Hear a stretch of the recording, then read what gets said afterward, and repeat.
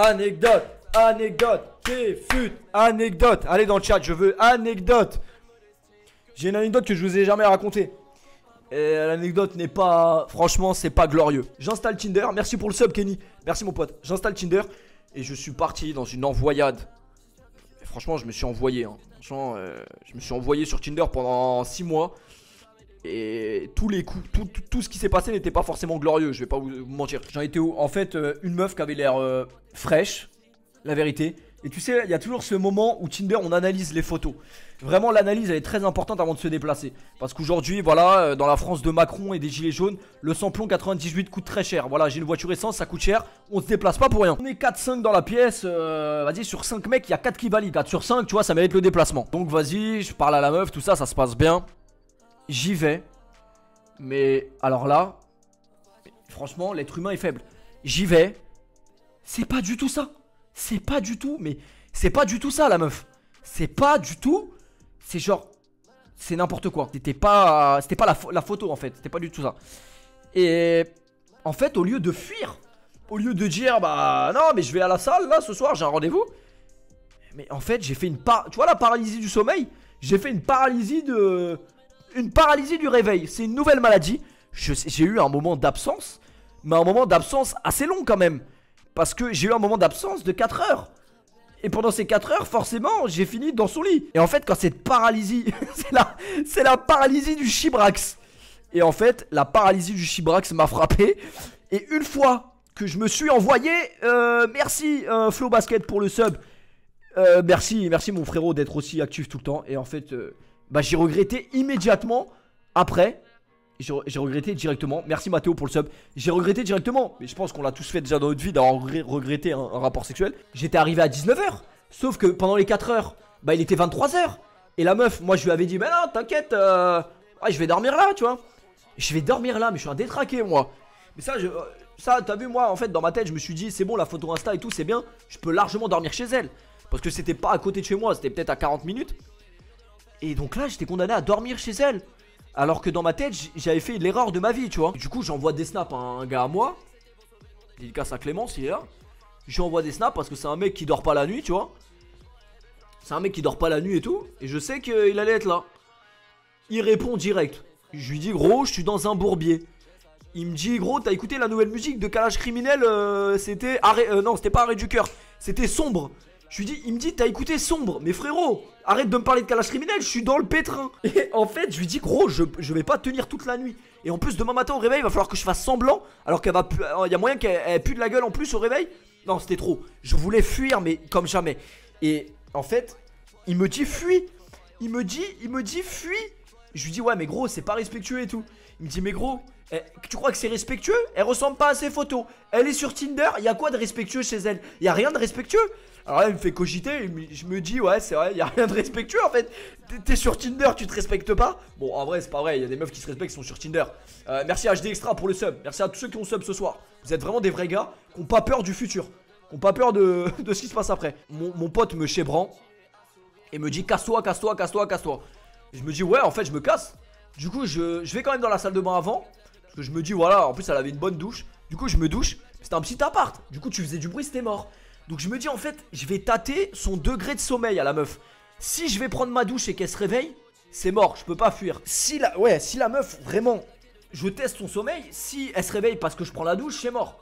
Parce qu'elle avait forcément, c'est même pas un cliché, elle avait une porte à verrou, il y avait 8 verrous. Donc t'enlèves les verrous, t'enfiles ton jean, tu marches sur le parquet qui grince. Il y avait rien calé, il y avait rien calé dans cet appartement. Je vais dans la douche, tout ça, je me lave le chibre surtout parce que bon, je m'étais protégé.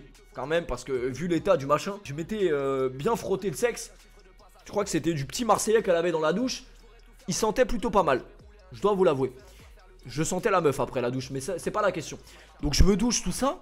Je me douche pendant 15 minutes. Et je vois, elle se réveille pas. C'est à la limite si elle ronfle, tu vois. Et je me dis, bon, la douche elle est là. La porte elle est là. Sauf que j'étais en calbar, forcément, et mon jean, comme un trou du cul. Les gars, s'il vous plaît, quand vous couchez avec une meuf, si vous êtes incertain, si vous savez pas trop s'il faut la toucher la meuf et qu'au final vous la touchez, votre jean, vous le prenez et vous le mettez juste limite en dessous l'oreiller. Ou alors vraiment à côté du lit. Sauf que moi je l'avais mis à l'autre bout de la chambre. Je l'avais têche comme un moins que rien. J'avais pris, je sais pas, tu sais, Genre, il y a moyen en fait. Il y a moyen vraiment. Ça, c'était moi au moment du truc. J'ai enlevé, j'ai fait. Tu vois pas? J'ai fait ça avec mon. C'est sûr que j'ai fait ça avec mon jean. J'ai dû faire ça. Tao! Comme ça. Le jean, mon pote, il était à l'autre bout de la pièce. Je sais pas, même comment aujourd'hui, je ne peux pas vous expliquer comment il est arrivé là. Genre vraiment un dessin animé le truc. Le jean, il était loin, mais c'était n'importe quoi. Flow Basket qui offre des abonnements aussi, mais c'est n'importe quoi. Merci les gars, merci, vous êtes des bons.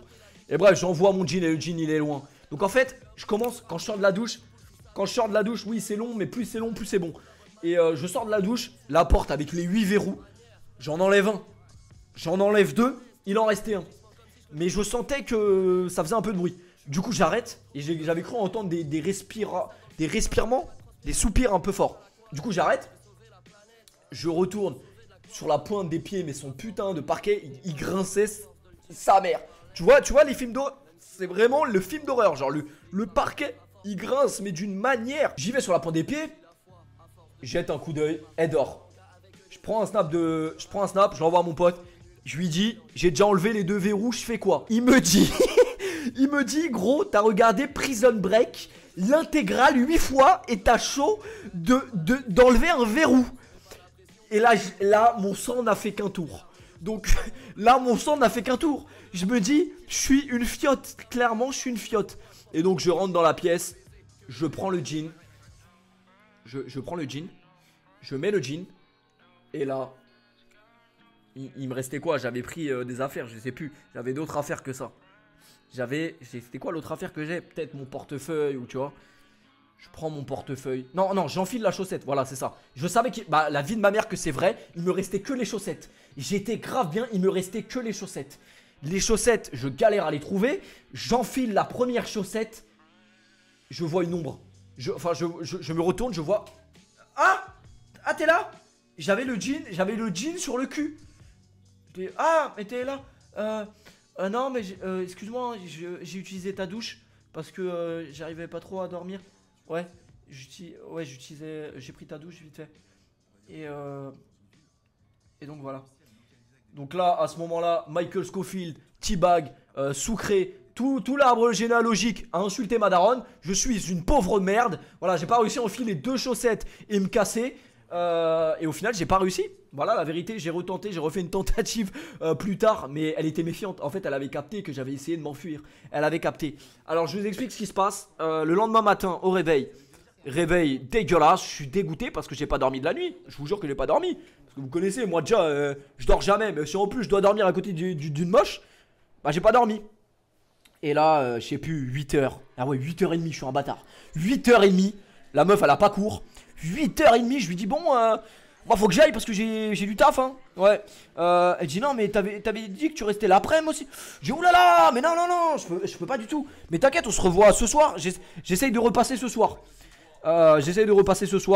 Bon, ce que j'ai fait, c'est que j'ai envoyé un DM à mon pote Clément.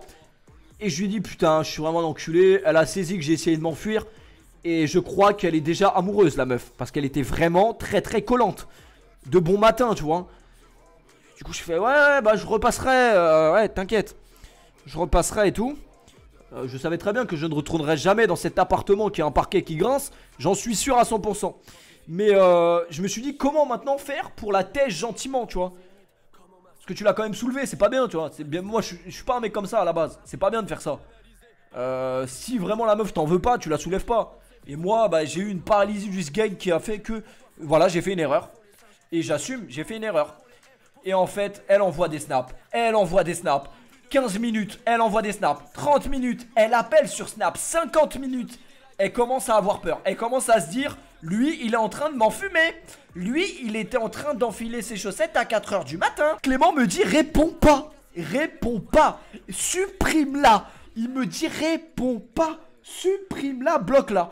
Alors moi j'ai fait la technique, je crois que c'est encore plus la technique encore plus horrible qu'un blocage. J'ai fait quoi?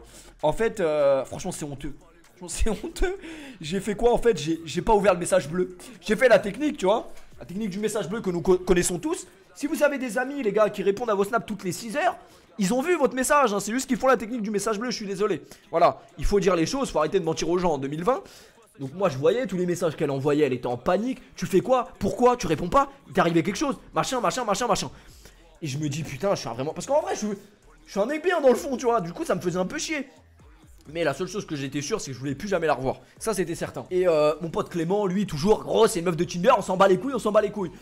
Et du coup, je réponds pas. 6 heures. 6 heures, les mecs.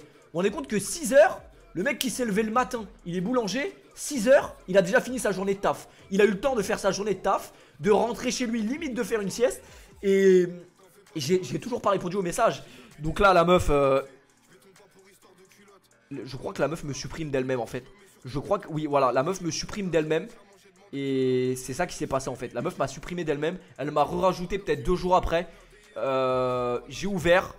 J'ai pas répondu. Et c'est comme ça que ça s'est fini. Elle m'a resupprimé. Et franchement, je suis un lâche. Franchement, j'ai été lâche. Mais avouez quand même que si j'avais réussi à m'enfuir, ça aurait été incroyable. Mais je pense qu'en fait, moi au départ, je cogitais, je voulais pas m'enfuir. Parce que t'imagines, la meuf, elle se réveille toute seule le lendemain matin. C'est vraiment un bâtard de faire ça. Merci à Flo Basket qui rince tout son petit monde. On est 800 000 subs là ce soir, c'est incroyable.